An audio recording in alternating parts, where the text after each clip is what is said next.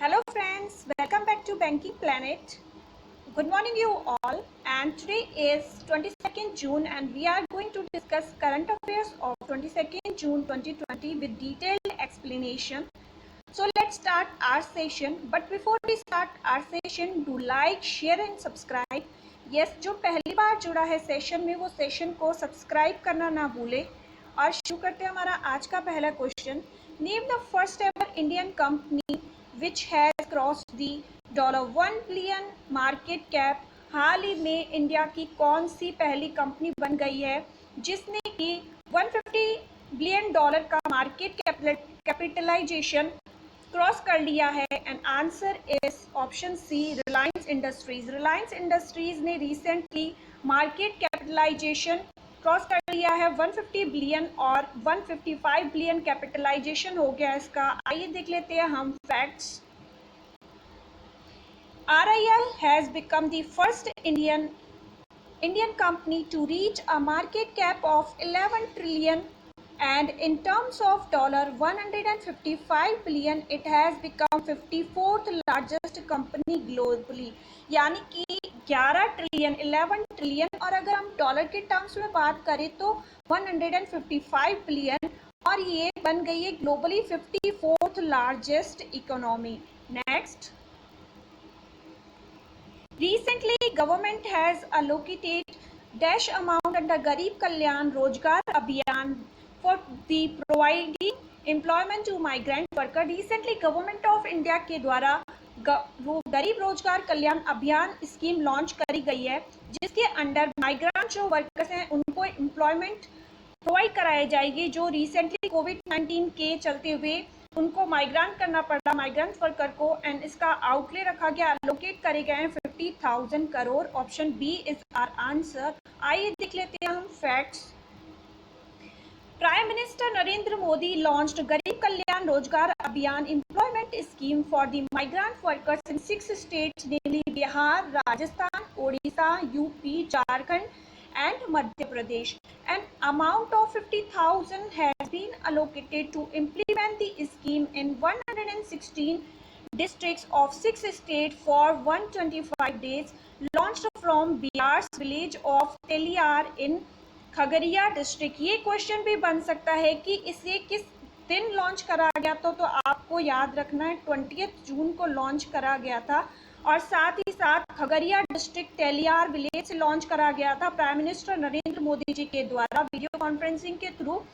और ये लॉन्च करा जाएगा 6 स्टेट में रिसेंटली लॉन्च करा गया है, और 6 स्टेट की 116 स्टेट्स होंगी अप्रोक्सीमेटली, जिसमें 125 डेज के लिए इसे लॉन्च करा गया। ये फाइनेंस मिनिस्टर निर्मला सीतारमन जी के द्वारा बताया गया था। कल ये ब्रॉडकास्ट भी चल रहा था इसका टेलीविजन पे। Next, name the portal launched by Prahlad Joshi for research and development R&D in the mining and mineral sector. Mining और मिनरल सेक्टर के लिए कौन सा प्रोजेक्ट रिसर्च एंड डेवलपमेंट को बढ़ावा देने के लिए रिसेंटली लॉन्च करा गया, और ये लॉन्च करा गया सत्यभामा। सत्यभामा आंसर हमारा बन जाता है ऑप्शन ए, सत्यभामा लॉन्च करा गया प्रहलाद जोशी जी के द्वारा, और ये लॉन्च करा गया माइनिंग और मिनरल सेक्टर में रिसर्च और डेवलपमेंट को प्रमोट करने के लिए। और सत्यभामा अगर आप इसे लर्न भी रखना चाहते हैं तो सत्यभामा आपको पता होगा जो श्री कृष्ण भगवान थे उनकी वाइफ थी सत्यभामा, श्री कृष्णा की वाइफ थी सत्यभामा। तो इससे आपको लर्न रहेगा Satyabhama scheme mining mineral sector के लिए लॉन्च करी गई है। और धन्वंतरी स्कीम आसाम के द्वारा रिसेंटली लॉन्च करी गई थी। चरण पादुका जो स्कीम है MP मध्य प्रदेश के द्वारा लॉन्च करी गई थी। और कर्मो भूमि रिसेंटली हमने डिस्कस करा था वेस्ट बंगाल गवर्नमेंट के द्वारा लॉन्च करी गई थी ये स्कीम। हम देख लेते हैं इसके facts. Minister of parliament affairs, minister of coal and mines and constituency Dharwad Karnataka. Dharwad Karnataka इनकी कॉन्स्टिट्यूएंसी है प्रहलाद जोशी की, और ये मिनिस्टर हैं coal and mines and parliamentary affairs. Next, UN Refugee Day is observed every year on UN Refugee Day किस दिन observe करा जाता है, और ये ऑब्जर्व करा जाता है एवरी ईयर 20 जून। 20 जून को ऑब्जर्व करा जाता है यूएन रेफ्यूजी डे, और 16 जून को ऑब्जर्व करा जाता है वर्ल्ड रेमिटेंसेस डे। 15 जून को ऑब्जर्व करा जाता है वर्ल्ड विंड डे, और साथ ही साथ world Elder abuse awareness day observe करा जाता है। World Elder abuse awareness day observe करा जाता है। 12 जून को चाइल्ड लेबर डे ऑब्जर्व करा जाता है। आइए देख लेते हैं यूएन रेफ्यूजी डे के facts. The UNHCR organized the World Refugee Day on June 20 annually to raise the awareness about the condition of refugees across the globe. Theme for the year 2020 is Every Action Counts.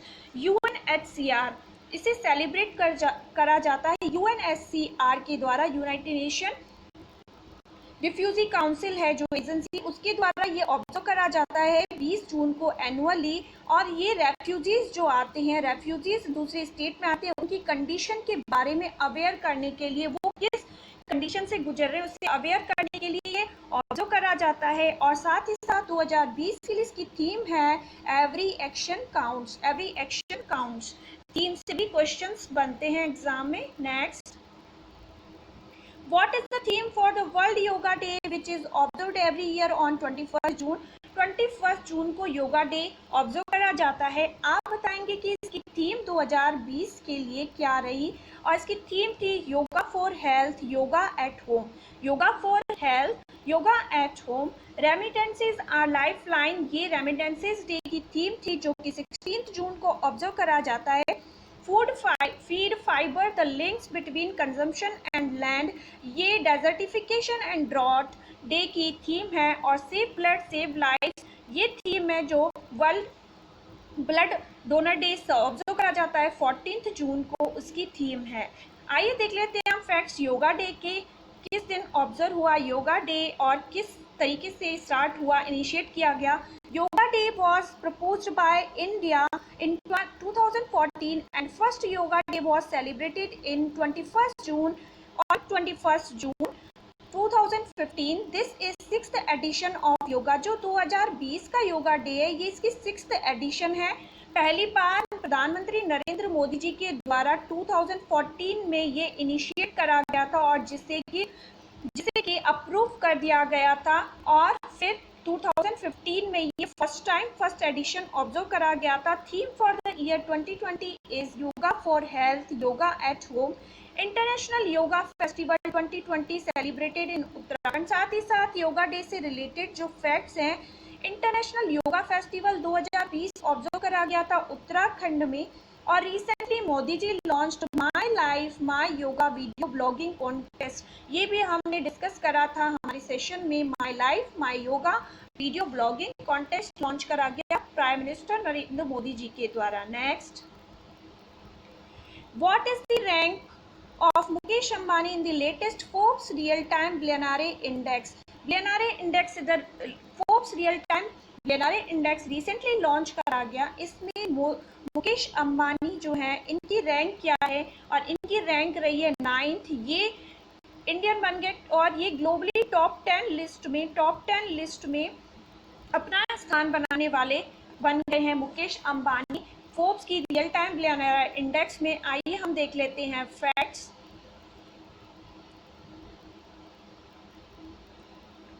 RIL chairman and managing director Mukesh Ambani has entered world top 10 richest list, Forbes real-time billionaire list, with a net worth of $64.6 billion। 64.6 billion की net worth के साथ ही ये top 10 rich list में enter करने वाले बन गए हैं मुकेश अंबानी, जो कि रिलायंस इंडस्ट्रीज लिमिटेड के मैनेजिंग डायरेक्टर और चेयरमैन हैं।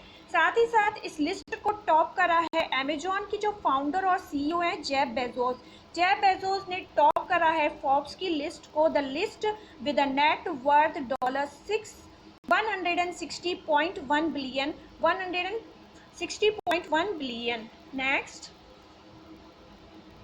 Ministry of Sport has proposed to set up Dash Khelo India centers across the country। पूरी कंट्री में मिनिस्ट्री ऑफ स्पोर्ट्स के द्वारा कितने खेलो इंडिया सेंटर्स सेटअप करने के लिए प्रपोजल रखा गया है? And answer is option D, 1000 Khelo India centres launch करे जाएंगे, सेटअप करे जाएंगे और 2020-21 के लिए 100 लॉन्च करे जाएंगे और टोटल 1000 लॉन्च करे जाएंगे। आपको कमेंट बॉक्स में टाइप करना है मिनिस्टर ऑफ स्पोर्ट्स और साथ ही साथ उनकी constituency. Next, name the person who has been appointed as the chairman of NIPFP, National Institute of Public Finance and Policy for 4 years। NIPFP का फुल फॉर्म बनता है national institute of public finance and policy, और हाल ही में किसे 4 साल के tenure के लिए चेयरमैन नियुक्त किया गया है? और उर्जित पटेल जो कि फॉर्मर RBI गवर्नर हैं, इन्हें अपॉइंट करा गया है national institute of public finance and policy का चेयरमैन। साथ ही साथ शक्तिकांत दास जो हैं रिसेंटली RBI के गवर्नर हैं। रघुराम राजन को किसके लिए अपॉइंट करा गया है? इन्हें अपॉइंट करा गया, इन्हें रोक के जो 11 की मेंबर्स हैं उनके एडवाइजरी ग्रुप, क्रिस्टिना जॉर्जिवा जो हैं IMF की हेड, उन्होंने रघुराम राजन जी को अपॉइंट करा है। क्रिस्टिना जॉर्जिवा अपने जो 11 एक्सटर्नल एडवाइजरी ग्रुप के मेंबर्स हैं उनके लिए, और राजीव टोपनो जो हैं वर्ल्ड बैंक के एग्जीक्यूटिव हैं, उनके एडवाइज़र के रूप में अपॉइंट करा गया है राजीव टोपनो को, जो कि पहले प्राइम मिनिस्टर के एडवाइज़र थे। इन्हें वर्ल्ड बैंक के एग्जीक्यूटिव के एडवाइज़र के रूप में अपॉइंट करा गया है। आई होप आपको क्लियर होगा। Next, noted economist BPR Vitthal passed away. He was the member of Dash Finance Commission. Noted economist हैं जो BPR विट्ठल, उनका हाल ही में निधन हो गया, और वे मेंबर कौन सी फाइनेंस कमीशन के मेंबर थे? और answer is option B, 10th finance commission के ये मेंबर थे। और साथ ही साथ 15th फाइनेंस कमीशन के जो हेड हैं, आप टाइप करेंगे इनका नाम NK सिंह नंदकिशोर जो हैं, Nandkishore Singh 15th finance commission के हेड हैं, और 10th फाइनेंस कमीशन के मेंबर थे BPR विट्ठल, जिनका हाल ही में निधन हो गया। Next, India has become the non permanent member of UN security council for 2 years. It has how many permanent members? Recently India को 2 साल के टर्म ईयर के लिए नॉन परमानेंट मेंबर नियुक्त कर लिया गया है, अपॉइंट कर लिया गया, बन गया है 2 साल के लिए non permanent member UN security council, जो यूनाइटेड नेशन की सुरक्षा परिषद है, उसमें 2 साल के लिए इंडिया को नॉन परमानेंट मेंबर नियुक्त किया गया। तो आप बताएंगे जो ये सुरक्षा परिषद है, सिक्योरिटी काउंसिल है, इसमें परमानेंट मेंबर्स कितने होते हैं? आंसर हमारा बन जाता है ऑप्शन सी, 5 मेंबर्स होते हैं सिक्योरिटी काउंसिल में जो UN की है, इसमें 5 परमानेंट मेंबर्स होते हैं। आइए हम देख लेते हैं UN सिक्योरिटी काउंसिल की formation. United Nation security council is one of the 6th principal organs of the UN headquarters in New York, founded on 24 October 1945। United Nation जो है यूनाइटेड नेशन सिक्योरिटी काउंसिल है, जो United nation के 6 principal organs हैं, जिसमें महासभा भी आता है, जनरल असेंबली, और ये भी यूनाइटेड नेशन सिक्योरिटी काउंसिल उनमें से एक है, जिसका हेडक्वार्टर न्यूयॉर्क में है, और 24 अक्टूबर 1945 को ये इस्टेब्लिश हुआ था। और परमानेंट मेंबर्स होते हैं यूनाइटेड नेशन सिक्योरिटी काउंसिल में 5 परमानेंट मेंबर्स होते हैं, और आप टाइप करेंगे 5 परमानेंट मेंबर्स के नेम कमेंट बॉक्स में, चाहे आप ऑफलाइन देख रहे हो या ऑनलाइन। और 10 नॉन परमानेंट मेंबर्स होते हैं, यानी टोटल 15 मेंबर्स होते हैं। 2 साल के लिए जो नॉन परमानेंट मेंबर्स होते हैं 2 साल के नियुक्त किए जाते हैं, और इस बार इंडिया, आयरलैंड, मैक्सिको और नॉर्वे को इलेक्ट करा गया as non permanent member for 2 year. और फ्रेंड्स, अभी तक भी आपने सेशन को सब्सक्राइब नहीं करा तो सब्सक्राइब कर लीजिए, और साथ ही साथ बेल आइकन को भी प्रेस कर लीजिए, जिससे कि आपको टाइमली नोटिफिकेशन मिल सके। Next, name the person who has been appointed as the chairman of BMW India. हाल ही में BMW इंडिया का चेयरमैन किसे अपॉइंट करा गया है? और ये हैं विक्रम पाहवा को अपॉइंट करा गया as chairman of BMW India. IM Vijayan recently हमने डिस्कस करा था, इन्हें पद्मश्री अवार्ड के लिए नॉमिनेट करा गया है और ये फुटबॉल कोच थे। और एस वैद्यनाथन जो हैं लक्ष्मी विलास बैंक के चीफ रिस्क ऑफिसर हैं। और डेविड ली हुआवेई के इंडिया CEO हैं, हुआवेई जो हैं उनके इंडिया CEO हैं। Next, name the state which has launched the AirVenti app to provide information on ICU beds and ventilator। हाल ही में किस स्टेट, किस राज्य के द्वारा एक AirVenti ऐप लॉन्च करा गया है जो कि ICU बेड्स और वेंटिलेटर की जो हैं इनके बारे में बताएगा। और ये महाराष्ट्र ने लॉन्च करा है। Option D is our answer. और महाराष्ट्र ही है जिसने, हम फैक्ट्स देख लेते हैं, महाराष्ट्र के शिव भोजन जो है 10 रुपीज़ पर प्लेट भोजन, पर्याप्त भोजन प्राप्त देने के लिए लॉन्च करा था। और काला घोड़ा फेस्टिवल ऑब्जर्व करा गया था, सेलिब्रेट करा गया था महाराष्ट्र में। और महाराष्ट्र जो है मुंबई जस्टिस प्रोवाइड करने में फर्स्ट नंबर पर रहा है। और टैप वाटर जो शुद्ध जल आता है उसमें भी महाराष्ट्र ने टॉप करा है। एलिफेंटा केव्स हैं वो भी महाराष्ट्र में हैं।